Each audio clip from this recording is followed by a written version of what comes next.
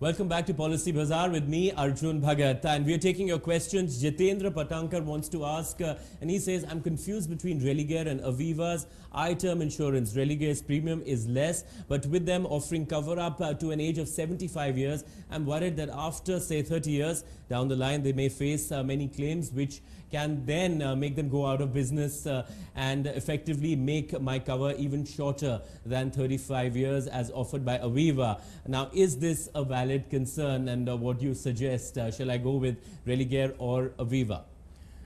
So see, first of all companies are regulated by IRDA. They have got sufficient cover for the plans that they offer.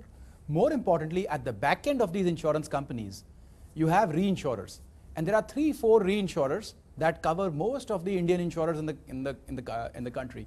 So the plan you're getting from an Aegon, or the plan you're getting from an Aviva or the HDFC or ICICI, everybody has a reinsurer at the back of it. And that reinsurer actually guarantees the claim. It's only up to about a 5 lakh rupee that the insurance company guarantees on their own. So I do not think you should worry about whether a company will pay the claim or not pay the claim because of financial ability. That part is pretty much guaranteed in the industry. What you should worry about is what is the price difference. I think the products you're talking about, the price difference is 2 to 5%. I think at that point you should stop worrying. At a 5 to 10% price difference, you should not make your decision based on that. You should look at the riders that are available. In the Aegon plan, there is a rider available for any kind of disease which is a terminal disease. The moment one has a terminal illness, one gets paid 25% of the sum assured to take care of the terminal illness, to take care of the last few months or years that the person has.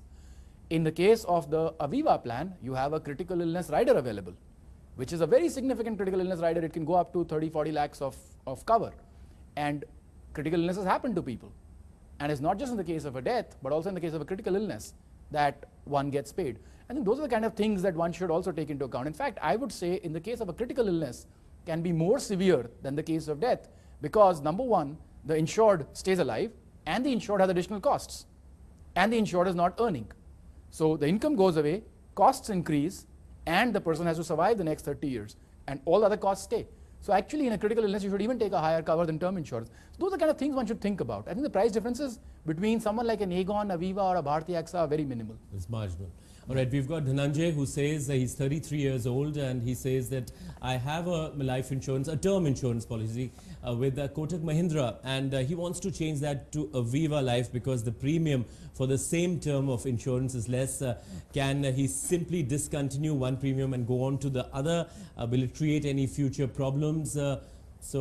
He can discontinue. He should write to the company stating that he's discontinued. That will be very clear that his policy is over, and they would not wait another 2 years for him to restart and count it as a lapse policy after that. He can certainly move on to another plan. Prices have declined, and I think we should encourage people to move to the lower cost plans as the prices have declined.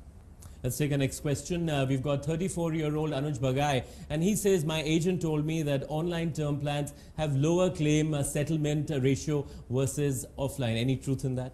That is certainly not true. In fact, if anything, the opposite is true. Let's take the case of Aegon Religare, which is the most spoken about in this kind of situation. They have received 7 online claims so far. So out of the online policies, 7 have been claimed. One person, when they bought the plan, had lied. They were already on the deathbed. And so obviously their claim was rejected. All the other claims were paid. Or they've had 8 and they've paid 7. Now, the chances of you getting paid in the case of an online policy are actually much higher. Not because an online or offline policy is different, but because the level of declaration is much higher and clearer. You have actually read through everything you are writing. You have signed that yourself. You have filled it in yourself. And that implies that the declarations are correct. They are unlikely to be questioned. One very important thing, mostly when claims are probed, they are probed in the first 2-3 years of a policy, because a false declaration can have an impact in the first few years of the policy. So it is unfair to compare a company which has had 30-40 years of selling these plans versus a company which has had 3 years of selling these plans, because if you look at that company's plans in the first 3 years of those plans, there would also be a repudiation in those. Right. So, one should just be fair about making these, but certainly an online has got a larger chance of being paid out than the other way around. Thanks, Yashish. Now, that's all the time we have on our show. Our next show will be on unit-linked insurance plans, or ULIPs, commonly known as. So if you have, or if you want to ask anything related to them, do write to us on ask.policybazaar.com. You can write to us at Facebook, and the address is Facebook/PolicyBazaar India. If you're using Twitter, then the address would be Twitter@PolicyBazaar_in. So that's all from us this time. Watch us again on Policy Bazaar.